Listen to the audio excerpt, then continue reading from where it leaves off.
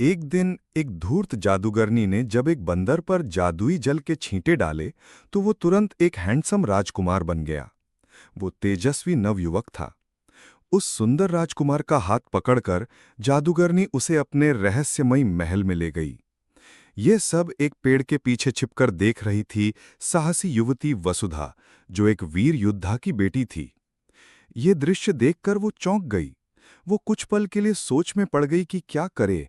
फिर फैसला लिया कि वो सीधे नहीं जाएगी, बल्कि अगली सुबह तक छिप कर देखेगी।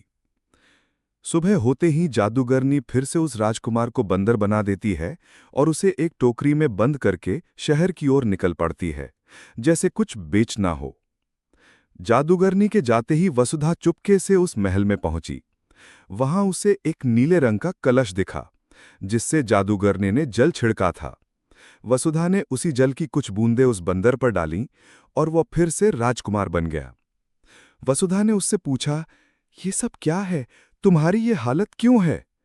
राजकुमार बोला, हे देवी, मैं राज्य मणिपुर का राजकुमार हूं। एक दिन मैं शिकार के दौरान गलती से इस जादूगरनी के बगीचे में पहुंच गया। उस जादूगरनी ने मुझे पकड़ लिया और कहा कि अब मैं उसकी सेवा करूं। उसने मुझे शाप दिया कि मैं दिन में बंदर रहूंगा और रात में उसका सेवक बनूंगा। वो मेरे रूप का उपयोग कर मुझे बंदी बनाए हुए है। राजकुमार की करुण कहानी सुनकर वसुधा को क्रोध और करुणा दोनों आई।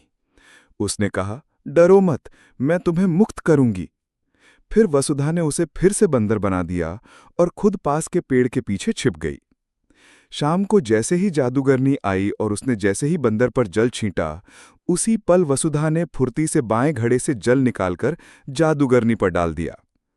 तुरंत ही जादूगरनी एक काली बिल्ली बन गई। वो चीखने चिल्लाने लगी और दौड़ दौड़कर उछलने लगी। उधर राजकुमार फिर अपने असली रूप में आ गया। वसुधा ने जल्दी से पास की एक तलवार उठाई और दोनों जादुई कलश अपने पास रख लिए।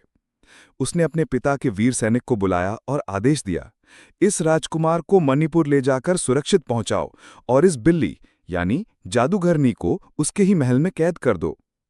सैनिकों ने ऐसा ही किया और वसुधा ने वे दोनों जादुई कलश ले जाकर एक गुप्त स्थान पर छिपा दिए ताकि कोई उनका दुरुपयोग न कर सके।